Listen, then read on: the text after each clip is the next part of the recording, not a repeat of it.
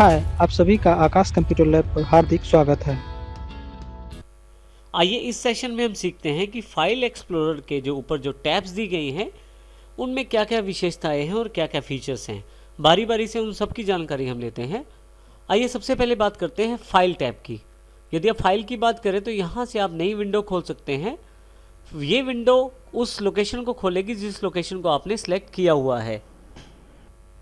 इसके लिए सबसे पहले आप किसी फोल्डर को जिसको आप खोलना चाहते हैं अलग विंडो में सेलेक्ट कर लें। उसके पश्चात फाइल, ओपन न्यू विंडो और यहाँ से न्यू विंडो पे क्लिक कर दें। आप देखेंगे कि उस फोल्डर को एक नई विंडो के साथ खोल दिया गया है। अब आप इस विंडो में अलग से काम कर सकते हैं और मैं यहाँ से इसे क्लोज भी कर सकता हूँ। यहीं पे ओपन न्यू विंडो में आप न्यू प्रोसेस के रूप में भी नई विंडो खोल सकते हैं। नई प्रोसेस में ये बिल्कुल डिफरेंट प्रोसेस रहेगी कंप्यूटर के लिए और परफॉर्मेंस भी अच्छी रहेगी इसकी वर्कआउट करते समय। मैं यहाँ इसे फिर से क्लोज कर देता हूँ। यदि आप कमांड प्रॉम्प्ट से कमांड देना जानते हैं तो यहाँ से कमांड प्रॉम्प्ट का प्रयोग कर सकते हैं आप। आने वाले सेशंस में हमारे पास कमांड प्रॉम्प्ट के लिए अलग से एक सेशन है। यदि आप अपने किसी फोल्डर को सिलेक्ट करके रखते हैं, फाइल में जाकर ओपन कमांड प्रॉम्प्ट पर क्लिक करके ओपन कमांड प्रॉम्प्ट पे क्लिक करेंगे तो देखेंगे कि आप डायरेक्टली इस फोल्डर में आ चुके हैं जिस फोल्डर पे आपने क्लिक किया हुआ था। अब आप यहाँ पे डोज कमांड्स का प्रयोग करते हुए अपने कार्य को कर सकते हैं। जैसे यहाँ पे मैं डायरेक्टरी कमांड चलाना चाहता हूँ, dir। ये डायरेक्टरी का अर्थ उन्हीं फोल्डर से हैं जिनकी जानकारी अभी हमने पिछले सेशन में ली है। डायरेक्टरी और फोल्डर एक ही बात है। अब यहाँ पे मैं स्टार कर देता हूँ और एंटर प्रेस कर देता हूँ। आप देखेंगे कि ISST एम्स के फोल्डर में जितनी भी डायरेक्टरीज हैं वो सारी की सारी यहाँ लिस्टेड हो गई हैं, डेट्स के अनुसार, टाइम के अनुसार, डायरेक्टरी के अनुसार और अल्फ़ाबेटिकल ऑर्डर के साथ। इसके अलावा नीचे भी काफ़ी सारी इन्फॉर्मेशन दी गई है कि कितने बाइट्स मेरे पास अवेलेबल हैं, कितने फ्री हैं। यदि मैं इस कमांड प्रॉम्प्ट को बंद करना चाहता हूं तो यहां से मैं इस कमांड प्रॉम्प्ट को बंद कर सकता हूं। इसी तरह से यदि आप फाइल पे दोबारा जाएं, आप कमांड प्रॉम्प्ट को एज ए एडमिनिस्ट्रेटर भी खोल सकते हैं। कुछ ऐसी टास्क रहती हैं जिसमें एडमिनिस्ट्रेटर लॉगिन होना ज़रूरी है। तो आप यदि एडमिनिस्ट्रेटर लेवल पे अपना कमांड प्रॉम्प्ट खोलना चाहते हैं तो डायरेक्टली यहाँ क्लिक कर दें आप।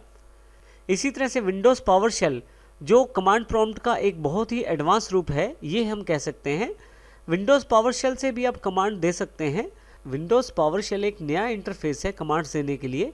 इसमें भी आप इसी तरह से कमांड्स देते हैं, परंतु ये एक अलग लेवल प्रोवाइड करवाता है कमांड्स देने के लिए और एक अलग लेवल ऑफ राइट्स भी प्रोवाइड करवाता है। इसके लिए आप पावर शेल को क्लिक करें। यहाँ आप देखेंगे कि एक विंडो अवेलेबल हो गई है। वैसे ही कुछ जानकारी आपके पास विंडो में है कि आप किस फोल्डर में इस वक्त हैं। PS का अर्थ है पावर शेल, जो ये जानकारी दे रहा है कि अब आप पावर शेल का प्रयोग कर रहे हैं।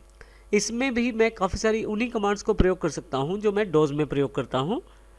अब यहाँ पे यदि मैं डायरेक्टरी कमांड का प्रयोग करता हूं और एंटर प्रेस कर देता हूं तो आप देखेंगे कि जितनी भी डायरेक्टरीज लिस्टेड हैं मेरे पास, जितने भी फोल्डर्स हैं मेरे पास इस ISST एम्स फोल्डर के अंतर्गत, उन सब की जानकारी मेरे पास यहाँ अवेलेबल हो जाएगी। यहाँ से मैं इस पावर शेल को क्लोज कर देता हूँ। फाइल में आप इस विंडोज़ पावर शेल को एज एन एडमिनिस्ट्रेटर भी प्रयोग कर सकते हैं। उसके लिए आप यहाँ पे इस कमांड का प्रयोग कर सकते हैं। एज एन एडमिनिस्ट्रेटर आपको तब आवश्यकता हो सकती है जब कोई खास कार्य आपको करना है। कुछ सॉफ्टवेयर या कुछ कमांड्स चलाने के लिए आपको एज एन एडमिनिस्ट्रेटर लॉगिन करना ज़रूरी रहता है। तो ऐसे केस में आप एज एडमिनिस्ट्रेटर का प्रयोग कर सकते हैं।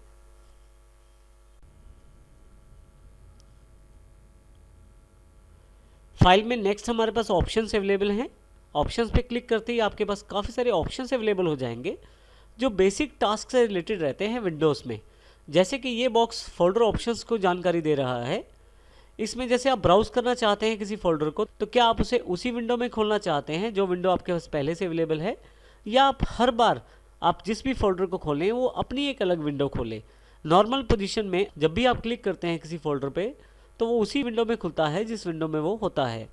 परंतु यदि आप नीचे वाला ऑप्शन क्लिक कर लें तो आप हर बार जब क्लिक करेंगे तो एक नई विंडो खुलेगी हर फोल्डर के साथ। अभी मैं यहाँ से फिर से वही ऑप्शन रहने देता हूँ पहले वाला। इस तरह से आप नीचे वाली ऑप्शन सेलेक्ट कर सकते हैं। जैसे हमने पहले जानकारी दी थी आपको, यहाँ किसी भी आइटम को खोलने के लिए आपको डबल क्लिक करना होता है, जो कि इस ऑप्शन के अनुसार है।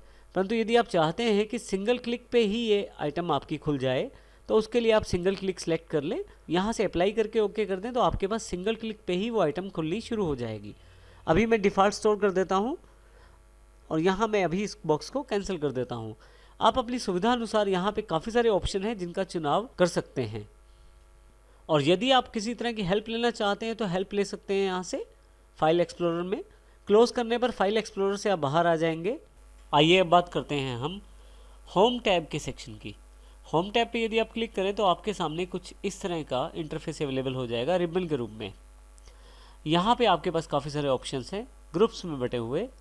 पहला ग्रुप है क्लिपबोर्ड। अभी यदि आप यहाँ देखें तो क्लिपबोर्ड में काफ़ी सारी कमांड्स हैं। इसी तरह से दूसरा ग्रुप ऑर्गेनाइज है, तीसरा न्यू, ओपन और सिलेक्ट। आप अपने किसी भी फोल्डर को क्विक एक्सेस यहाँ पे शामिल कर सकते हैं। इसके लिए आपको केवल करना इतना है कि क्लिक करके रखें आप फोल्डर पे, पिन टू क्विक एक्सेस पे क्लिक कर दें। जैसे ही पिन टू क्विक एक्सेस करेंगे, अगली बार जब आप क्विक एक्सेस का प्रयोग करेंगे यहाँ पे, तो आप देखेंगे कि वो फोल्डर यहाँ पे भी अवेलेबल हो गया है। और यदि आप यहाँ से हटाना चाहते हैं तो राइट क्लिक करें, अनपिन फ्रॉम क्विक एक्सेस कर दें। मैं वापस आ जाता हूँ। उसके पश्चात यदि आप किसी फाइल या किसी फोल्डर को कॉपी करना चाहते हैं तो पहले सिलेक्ट कर लें। जैसे मैंने इसको सिलेक्ट कर लिया, ये मेरी सैम्पल नाम से एक फ़ाइल है। अगर मैं इसका डुप्लीकेट बनाना चाहता हूँ, इसके लिए मैं कॉपी पे क्लिक करूँगा। अगर मुझे डुप्लीकेट यही चाहिए तो मैं यहीं पे पेस्ट कर दूँगा। जैसे कि देखें, सैम्पल कॉपी के रूप में एक डुप्लीकेट अवेलेबल हो गया है सेम फाइल का। परंतु यदि मैं इस फाइल की कॉपी कहीं और चाहता हूँ, जैसे कि मैं डेस्कटॉप पे अब इसे पेस्ट करना चाहता हूँ, तो डेस्कटॉप पे क्लिक करूँगा और यहाँ पे जाके पेस्ट कर दूँगा। आप देखेंगे कि उस फाइल की एक कॉपी यहाँ भी अवेलेबल हो गई है। मैं फिर से वापस अपनी ई ड्राइव पे आ जाता हूँ। आप चाहें तो किसी फाइल को मूव कर सकते हैं। उसके लिए कट और पेस्ट का प्रयोग करना पड़ेगा। जैसे कॉपी और पेस्ट से डुप्लीकेट अवेलेबल होता है फाइल का, इसी तरह से कट और पेस्ट से वो फाइल मूव हो जाता है एक जगह से दूसरी जगह पे। जैसे उदाहरण के तौर पे यहाँ डॉक्यूमेंट्स में चला जाता हूँ। माई टेक्स्ट के नाम से एक फ़ाइल पड़ी हुई है, मैं इसको सेलेक्ट कर लेता हूँ और यहाँ से कट पे क्लिक कर देता हूँ। जैसे ही कट पे आप क्लिक करेंगे, आप देखेंगे कि यहाँ पे आइकॉन थोड़ा सा डिम हो गया है। अब जहाँ पे मैं इसको मूव करना चाहता हूँ इस फाइल को, वहाँ पे क्लिक करूँगा। जैसे मैं ई पे लाना चाहता हूँ और यहाँ पे पेस्ट कर दूँगा। आप देखेंगे कि फ़ाइल यहाँ पे आ गई है। इस बैक बटन से हम बैक जाते हैं। अब देखें यहाँ पे माई टेक्स्ट के नाम से फ़ाइल नहीं है। फिर से फॉरवर्ड आते हैं। आप देखें कि माई टेक्स्ट के नाम से फ़ाइल ई पे अवेलेबल हो गई है। इस प्रकार आप अपनी फाइलों को मूव और कॉपी कर सकते हैं। इसके अतिरिक्त यदि आप किसी पर्टिकुलर फोल्डर के अंतर्गत काम कर रहे हैं और उस फोल्डर का एड्रेस कॉपी करना चाहते हैं तो वो भी कर सकते हैं। जैसे कि यहाँ पे मैं ट्रेनिंग मटेरियल वाले फोल्डर का एड्रेस कॉपी करना चाहता हूँ कि ये फोल्डर कहाँ पे अवेलेबल है। मैं फोल्डर को सिलेक्ट कर लेता हूँ सिंगल क्लिक से और ऊपर बनी हुई कॉपी पाथ कमांड को क्लिक कर देता हूँ। अभी यहाँ पे कुछ नहीं हुआ है, परंतु यदि आप किसी टेक्स्ट एडिटर में जाके, जैसे नोटपैड में जाकर राइट क्लिक करके पेस्ट करें, तो आपके पास उस पर्टिकुलर फोल्डर का एड्रेस आ जाएगा। इसके अतिरिक्त एड्रेस जानने के लिए आप यहाँ भी क्लिक कर सकते हैं। आपको उस लोकेशन का एड्रेस दिया जाएगा जहाँ पे आप इस वक्त हैं। लेफ्ट नेविगेशन पेज से मैं पिक्चर्स पर क्लिक करके अपने कंप्यूटर में अवेलेबल पिक्चर्स पर आ जाता हूँ। अब मान लीजिए मैं इस फाइल को क्लिक कर लेता हूँ और इसको कॉपी कर लेता हूँ और अब मैं यहाँ से ई ड्राइव पर आ जाता हूँ। यदि उस फाइल का मैं डुप्लीकेट बनाना चाहता हूँ तो ज़रूर पेस्ट करूँगा, परंतु यहाँ पे मैं उस फाइल का शॉर्टकट भी बना सकता हूँ पेस्ट शॉर्टकट कमांड से। जैसे ही मैं इसको क्लिक करूँगा, वो फाइल कॉपी नहीं होगा, फाइल वहीं पे रहेगा, केवल उसका एक शॉर्टकट मेरे पास अवेलेबल हो जाएगा। यदि मैं इस शॉर्टकट को डबल क्लिक करूँ तो देखिए वही फाइल मेरे पास ओपन हो जाएगी। परंतु यदि आप यहाँ देखें एरो की तरफ ध्यान से, तो ये एक शॉर्टकट का साइन है। आप किसी भी फाइल या फोल्डर का शॉर्टकट भी पेस्ट कर सकते हैं। नेक्स्ट ग्रुप जो हमारे पास अवेलेबल है वो है ऑर्गेनाइज के रूप में। इस ऑर्गेनाइज ग्रुप की सहायता से भी आप अपनी फाइल्स को मूव कर सकते हैं, कॉपी कर सकते हैं, डिलीट और रीनेम भी कर सकते हैं। जैसा कि हमने यहाँ कट कॉपी पेस्ट से भी सीखा था, परंतु एक और हमारे पास यहाँ वे है इन्हीं कार्यों को करने का, इन्हीं कमांड्स को करने का। जैसे कि उदाहरण के तौर पे मैं सैम्पल फाइल को कहीं और मूव करना चाहता हूँ। मैं सैम्पल फाइल को सिलेक्ट करके रखूँगा, मूव टू पे क्लिक करूँगा। नीचे मेरे पास वो लोकेशंस आ जाएंगे जहाँ मैं इन्हें पेस्ट कर सकता हूँ। कुछ स्पेसिफिक लोकेशन इसने स्वयं आपको दे दिए हैं, जैसे डॉक्यूमेंट्स, पिक्चर्स, डेस्कटॉप इत्यादि। परंतु यदि आप किसी खास लोकेशन पे जाना चाहते हैं तो चूज़ लोकेशन से वो भी चूज़ कर सकते हैं। परंतु यहाँ पे अभी मैं चाहता हूँ मूव टू डेस्कटॉप पर, तो देखिए यहाँ से वो फाइल चली गई है। और यहाँ अगर मैं इसको मिनिमाइज़ कर देता हूँ, फाइल एक्सप्लोरर की विंडो को, तो वो फाइल मेरे पास डेस्कटॉप पर अवेलेबल हो गई है। फिर से फाइल एक्सप्लोरर खोल लेते हैं हम। फाइल एक्सप्लोरर में यदि आप कहीं भी राइट क्लिक करें और अंडू मूव कर दें तो वो फाइल वापस आ जाएगी, जैसे कि यहाँ पे ये फाइल वापस आ गई है। आप कंट्रोल Z का प्रयोग भी कर सकते हैं इस कमांड के लिए। मैं सैंपल को दोबारा सेलेक्ट कर लेता हूँ। कॉपी टू कमांड का प्रयोग मैं इसी फाइल की एक डुप्लीकेट कॉपी कहीं और रखने के लिए कर सकता हूँ, जैसे कि मैं डॉक्यूमेंट्स में, पिक्चर्स, डेस्कटॉप, इनमें से किसी भी स्थान पे, या लोकेशन भी चूज़ कर सकता हूँ जहाँ मैं इसे रखना चाहता हूँ। जैसे कि मैं लोकेशन में यहाँ पे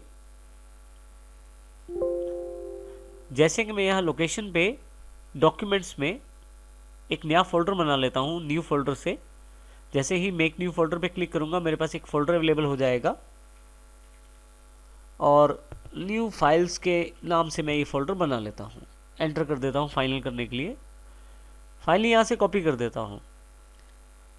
अब यदि आप डॉक्यूमेंट्स में जाएं, न्यू फाइल्स पे जाएं, तो आप देखेंगे ये फाइल वहाँ भी अवेलेबल है। तो इस प्रकार से आप आसानी से मूव टू और कॉपी टू कमांड का प्रयोग कर सकते हैं। परंतु यदि आपको वो फाइल नहीं चाहिए तो फाइल सेलेक्ट कर लें और डिलीट कमांड का प्रयोग करें। इससे आपकी ये फाइल यहाँ से चली जाएगी। जैसे डिलीट करेंगे यहाँ से फाइल चली जाएगी। मान लीजिए आपसे कोई फाइल गलती से डिलीट हो जाती है, तो अब आप उसको कैसे वापस पाएंगे? ऐसे केस में आपके पास रिसाइकिल बिन का ऑप्शन रहता है। रिसाइकिल बिन देखिए यहाँ पे डेस्कटॉप पे एक आइकॉन के रूप में अवेलेबल है। रिसाइकिल बिन बेसिकली एक डस्टबिन की तरह अवेलेबल है आपके पास। यहाँ पे जो भी फाइल्स डिलीट करते हैं आप, वो सभी रिसाइकिल बिन में अवेलेबल हो जाती हैं। यदि मैं डबल क्लिक करके इसे ओपन करूं तो आप देखेंगे यहाँ बहुत सारी फाइलें पहले से हैं और यहाँ पे जो मैंने अभी फाइल डिलीट की है सैंपल, वो भी यहाँ पे आ गई है। मैं चाहूँ तो इसको वापस लेके जा सकता हूँ। यानी कि अगर मैं किसी फाइल को गलती से डिलीट कर देता हूँ और मुझे वो फाइल वापस चाहिए, तो मैं रिसाइकिल बिन पर आकर उस फाइल को वापस पा सकता हूँ। इसके लिए मुझे उस फाइल को सिलेक्ट करना है, राइट क्लिक करना है और रिस्टोर का बटन दबाना है। जैसे ही आप रिस्टोर करेंगे, मैं रिसाइकिल बिन को क्लोज कर देता हूँ, फिर से वापस आता हूँ ई ड्राइव पे, तो आप देखेंगे कि यहाँ पे आपके पास वो फाइल वापस आ गई है। तो इस प्रकार यदि आपकी फाइल गलती से डिलीट हो गई है आपसे, तो आप उसको रिसाइकिल बिन से रिस्टोर करके वापस ला सकते हैं। परंतु मान लीजिए कि मैं इस फाइल को परमानेंट डिलीट करना चाहता हूँ। मैं चाहता हूँ ये फाइल रिसाइकिल बिन में भी न जाए और मेरे कंप्यूटर से बिल्कुल पूरी तरह से डिलीट हो जाए। तो ऐसे केस में आप फाइल को सिलेक्ट करें, डिलीट पर जाएं, बिल्कुल नीचे की तरफ ऑप्शन दिया हुआ है, नीचे छोटा सा एरो दिया हुआ है, यहाँ पे क्लिक करें। आपके पास दो ऑप्शन और खुल जाएंगे, रिसाइकिल और परमानेंटली डिलीट। रिसाइकिल करते ही बिल्कुल पहले वाला ऑप्शन आएगा, आपकी ये फाइल डिलीट होकर रिसाइकिल बिन में चली जाएगी। परंतु यदि आप परमानेंटली डिलीट कर देते हैं तो ये फाइल रिसाइकिल बिन में ना जाकर पूरी तरह से डिलीट हो जाएगी आपके कंप्यूटर से। मैं परमानेंटली डिलीट को क्लिक कर देता हूँ और फाइनली वार्निंग मैसेज मेरे पास है कि क्या मैं परमानेंटली डिलीट करना चाहता हूँ इस फाइल को। जी, यस कर देता हूँ यहाँ से मैं। और अब मैं जाकर रिसाइकिल बिन में देखता हूँ तो मेरे पास किसी भी तरह की कोई सैम्पल फाइल अवेलेबल नहीं है और ये पूरी तरह से कंप्यूटर से परमानेंट डिलीट हो चुकी है। तो इस तरह से कोई फाइल जिसको आप परमानेंट डिलीट करना चाहते हैं, आप डिलीट में परमानेंट डिलीट का ऑप्शन प्रयोग कर सकते हैं। आप किसी फाइल या फोल्डर का नाम भी बदल सकते हैं। उसके लिए आपको केवल करना इतना है कि आप उस फाइल पे क्लिक करें और रीनेम को प्रेस करें। इसके लिए मैं डॉक्यूमेंट सेक्शन में जाता हूँ। मेरे पास यहाँ माई फाइल के नाम से एक फाइल पड़ी है। रीनेम पे क्लिक करता हूँ। शॉर्टकट के रूप में आप F2 का प्रयोग भी कर सकते हैं। देखिए, नाम चेंज करने के लिए आपके पास उस फाइल को सिलेक्ट कर लिया गया है। मैं इस फाइल का नाम चेंज कर देता हूँ। इस फाइल का नाम रख देता हूँ जैन डेटा फाइल और एंटर कर देता हूँ। अब देखेंगे कि इस फाइल का नाम बदल गया है। तो आप रीनेम करने के लिए इस कमांड का प्रयोग कर सकते हैं। नेक्स्ट ग्रुप जो हमारे पास अवेलेबल है वो न्यू के रूप में है। न्यू का प्रयोग आप नई आइटम्स बनाने के लिए कर सकते हैं, जैसे कि नया फोल्डर या नई फाइल। जिस लोकेशन पर आप नया फोल्डर बनाना चाहते हैं, पहले उस लोकेशन को खोल लीजिए। ई में नया फोल्डर बनाना चाहता हूँ तो मैं ई ड्राइव को क्लिक कर लेता हूँ। न्यू फोल्डर पे क्लिक करता हूँ। मेरे पास यहाँ एक फोल्डर बनाने के लिए ऑप्शन अवेलेबल हो जाएगी। यहाँ पे इस फोल्डर का नाम मैं रख दूंगा।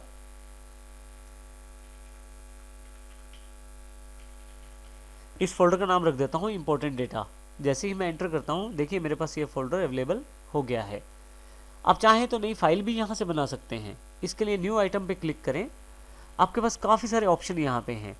ये ऑप्शन आपके कंप्यूटर में इंस्टॉल्ड ऐप्स या सॉफ्टवेयर पर आधारित होते हैं। जैसे कि मेरे पास यहाँ माइक्रोसॉफ्ट वर्ड डॉक्यूमेंट का एक एप्लीकेशन सॉफ्टवेयर है। यदि मेरे कंप्यूटर में ये सॉफ्टवेयर होगा, उसकी नई फाइल बनाने का ऑप्शन यहाँ अवेलेबल होगा। परंतु मेरे कंप्यूटर में यदि वो ऐप नहीं है या एप्लीकेशन नहीं है, तो फिर ये पॉसिबल नहीं हो पाएगा। अगली कमांड जो हमारे पास अवेलेबल है वो है इजी एक्सेस के रूप में। इजी एक्सेस में आप अपने किसी भी फोल्डर को अपनी लाइब्रेरीज में ऐड कर सकते हैं और आसानी से वहाँ से उसे एक्सेस कर सकते हैं। जैसे कि मैं इंपॉर्टेंट डेटा को सिलेक्ट कर लेता हूँ, इजी एक्सेस पे जाता हूँ और इंक्लूड इन लाइब्रेरी करता हूँ। यहाँ मेरे पास काफ़ी सारे ऑप्शन हैं, यहाँ से मैं डॉक्यूमेंट्स चुन लेता हूँ। आप देखेंगे कि लाइब्रेरीज में डॉक्यूमेंट सेक्शन में इंपॉर्टेंट डेटा को ऐड कर लिया गया है। यदि मैं लाइब्रेरीज पे क्लिक करूँ, डॉक्यूमेंट्स पे क्लिक करूँ, तो आप देखेंगे इंपॉर्टेंट डेटा फोल्डर में जितनी भी फाइल्स हैं वो यहाँ दिखाई गई हैं। मैं ई पे वापस चला जाता हूँ। यदि आप नेटवर्किंग एनवायरनमेंट में काम करते हैं और एक कंप्यूटर से दूसरे कंप्यूटर का डेटा शेयर करते हैं, तो इजी एक्सेस में दूसरी ऑप्शन मैप एज ड्राइव है। मैप एज ड्राइव क्लिक करके आप उस पर्टिकुलर फोल्डर का नाम दे सकते हैं जिस फोल्डर को आप एक्सेस करना चाहते हैं दूसरी ड्राइव पे। यहाँ पे मैप ड्राइव का अर्थ ये है कि जिस प्रकार आप नेटवर्क से कुछ परमिशंस के साथ ड्राइव को एक्सेस कर सकते हैं, वैसे ही आप कुछ परमिशंस के साथ इन फोल्डर्स को भी एक्सेस कर सकते हैं। अगला ग्रुप जो हमारे पास अवेलेबल है वो है ओपन के रूप में। ओपन ग्रुप में हमारे पास सबसे पहली कमांड है प्रॉपर्टीज़ के रूप में। किसी भी फाइल और फोल्डर की आप आसानी से प्रॉपर्टीज़ जान सकते हैं। केवल क्लिक करें फाइल पे या फोल्डर पे। जैसे यहाँ मैंने सैम्पल फाइल पे क्लिक कर दिया है, प्रॉपर्टीज़ पे क्लिक करें, आपके सामने उस फाइल की पूरी डिटेल अवेलेबल हो जाएगी। किस प्रकार की फाइल है, साइज़ क्या है फाइल का, किस डेट को बनाई गई, मॉडिफाइड डेट और एक्सेस्ड, कब कब उसको प्रयोग किया गया। यहाँ मैं इसे कैंसिल कर देता हूँ। यदि आप इस फाइल को खोलना चाहते हैं तो आप डबल क्लिक करके डायरेक्टली खोल सकते हैं। इसके अतिरिक्त यहाँ से ओपन पे भी क्लिक करके आप खोल सकते हैं फाइल को। आपके पास ये फाइल ओपन होकर आपके सामने आ जाएगी। मैं अब इसे क्लोज कर देता हूँ। परंतु यदि आपकी कोई फाइल इमेज फाइल है या उसको किसी सॉफ्टवेयर से एडिट किया जा सकता है, जैसे कि यहाँ पे मैं पिक्चर्स पे आ जाता हूँ और किसी पर्टिकुलर फाइल पे क्लिक कर देता हूँ, अब यहाँ पे एडिट भी इनेबल हो जाएगा। यहाँ एडिट पे क्लिक करते ही मेरे पास उस पर्टिकुलर फाइल से रिलेटेड जो सॉफ्टवेयर है वो खुल जाएगा और मैं इस पर्टिकुलर फाइल को एडिट कर सकता हूँ। किसी फाइल की पर्टिकुलर हिस्ट्री भी आप यहाँ से जान सकते हैं, शो हिस्ट्री से। इसके अतिरिक्त मैं फिर से ई पे वापस आ जाता हूँ। इसके अतिरिक्त फाइल एक्सप्लोरर में सिलेक्ट करने के लिए एक सिलेक्ट ग्रुप अलग से अवेलेबल है। यदि मैं ई ड्राइव के अंतर्गत सभी फाइल्स या फोल्डर्स को सिलेक्ट करना चाहता हूँ, तो सिलेक्ट ऑल पे क्लिक करते ही मेरे पास सारे के सारे फाइल्स और फोल्डर सिलेक्ट हो जाएंगे। आप इसके लिए कंट्रोल ए का प्रयोग भी कर सकते हैं। इसके अतिरिक्त यदि मैं कुछ बीच में से सिलेक्ट करना चाहता हूँ तो क्लिक करके रखूँगा और कंट्रोल प्रेस करके रखूँगा। कंट्रोल प्रेस करने के साथ ही मैं क्लिक करूंगा तो जिन फाइल्स पे मैं क्लिक करूंगा वो सभी सिलेक्ट हो जाएंगी। यदि आपके पास सारी फाइलें सिलेक्ट हैं, आप माउस को ड्रैग करके भी सिलेक्ट कर सकते हैं। इसके अतिरिक्त यदि आपके पास कोई एक पर्टिकुलर फाइल सिलेक्ट है, परंतु आप बाकी सारी फाइलें सिलेक्ट करना चाहते हैं इस फाइल को छोड़ के, मान लीजिए मुझे इंपॉर्टेंट डेटा को छोड़कर बाकी सारी फाइलें सिलेक्ट करनी है, तो मैं इंपॉर्टेंट डेटा को सिलेक्ट करूंगा और इन्वर्ट सिलेक्शन कर दूंगा। आप इन्वर्ट सिलेक्शन का बटन दबाते ही जो फाइल या फोल्डर आपने सेलेक्ट किया था उसको छोड़ के बाकी सारी फाइल्स और फोल्डर सेलेक्ट कर लिए जाएंगे। इन्वर्ट सिलेक्शन का ये फ़ायदा रहता है, इसे आसानी से आप सिलेक्शन कर सकते हैं इन्वर्ट रूप में। तो इस प्रकार से हमने इस सेशन में होम टैब की पूरी जानकारी ली है।